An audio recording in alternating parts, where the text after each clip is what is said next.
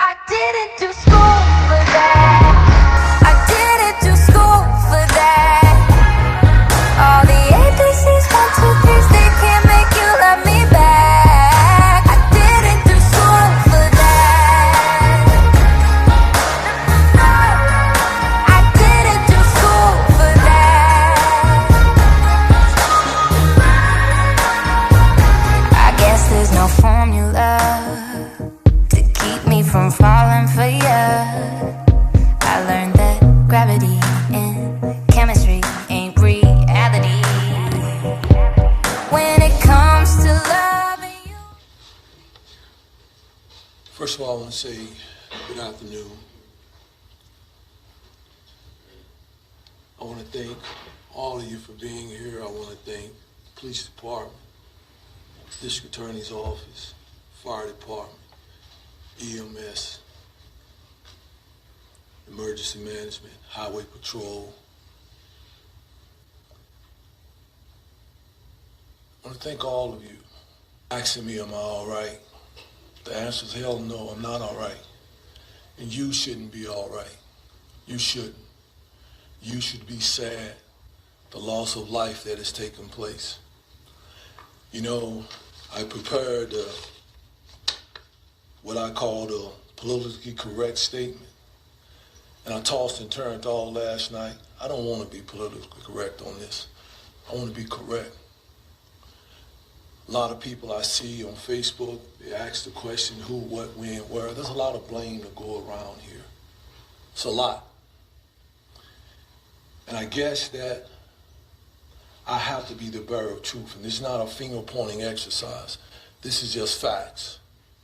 And the only way we can fix some things is we address the facts. And the facts are simply this. There's some things we need to fix. The question was, are metal detectors, are they working? Were they working? The answer was no, they weren't using them that day. And some of our probably is saying, well, why weren't they? Well, did we forget that we want administrators to be administrators? We want them to teach. We want them to be security experts. But did we forget the shortage that we created when we sent so many people home? Did we forget the number of personnel in the school system, that you don't have people in the school to take on those tasks? Regardless of how we got there, all those things are contributing factors. They are. It would be like you having 4 tires on your car and one of the tires is flat. It would affect the ride of the car. These are facts. The decisions that we make as adults create conditions for our children. These are facts. And at some point, we as adults, all of us, share the blame in this. We do. I can't tell you that you have the responsibility of raising somebody else's kids. You probably don't. But as a community, if you want a thriving community, a progressive community, it starts with a safe community. And even though it may not be your responsibility, we all have a role to play in this community. If it's nothing but volunteering at those schools, being a hall monitor, being a bathroom monitor, you can't expect success if you ain't willing to put the work in it. Success has an invoice attached to it. And somebody got to pay the invoice. And death has a voice. Let me tell you about that voice. On Tuesday, when I arrived, I saw a young man struggling for his life. I saw a young man crying and wailing at what he had done. I saw staff and administrators crying. I saw students crying. And what I will tell you is that, and I was looking at you, August, I can't thank you and the school system for your support, and even Chick-fil-A for providing the meals. But we have perfected responding to critical incidents like this. I can take you all the way back to 21 at Mount Tabor, take you to Reynolds, I can take you to a few other schools. This ain't something I want to perfect. Never did I ever want to perfect this. But let me tell you what I witnessed on Tuesday. Let me tell you about my Tuesday. Let me tell you why I'm not all right and why you shouldn't be all right. Because when we had to notify the grandmother, Miss Porch, when she came there, she sat there and I talked with her. I saw the emotions, I saw the reaction, I saw her fall on the floor and cry. I saw her daughter fall on the floor and cry. Myself and Chief Penn walked out of the room with tears in our eyes. But here's what I saw that I'll never forget.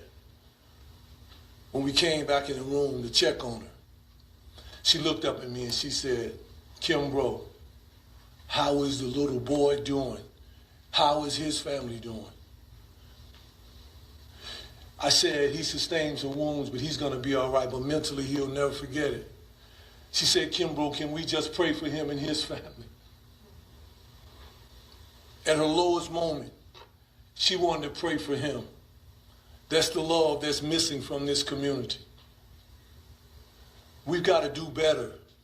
We got to talk to our kids and tell them, this ain't World Star with 11 or 12 people go in the bathroom and watch and wait and video to someone's death.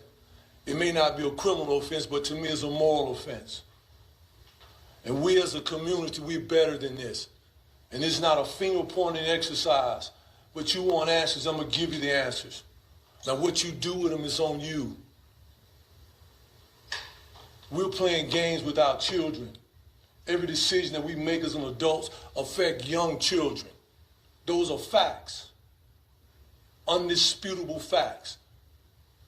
You've heard me say it before. You can't make potato salad without potatoes. It could be something else, but it damn sure ain't potato salad.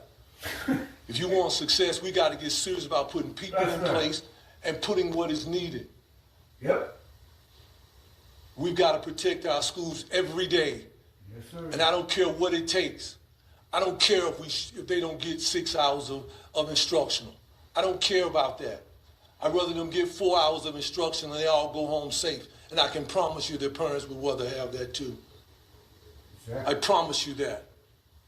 I got back to my office and I was sitting in there having a debriefing with my team, and they'll tell you, the phone rang. I was getting so many calls that I answered anybody that called. I was just answering, saying hello. And the lady was screaming on the phone. And she said, Kimbrough, not again. She was the mother that lost her child in 21. So no, I'm not all right. I'm not. And you shouldn't be either as a community. And here's what I'm going to say, and I'm going to get out of the way. We got to make some decisions here. And I'm talking to the parents and I'm talking to the young folk. Either we're going to be our brother's keepers or our brother's pallbearers. We're better than this.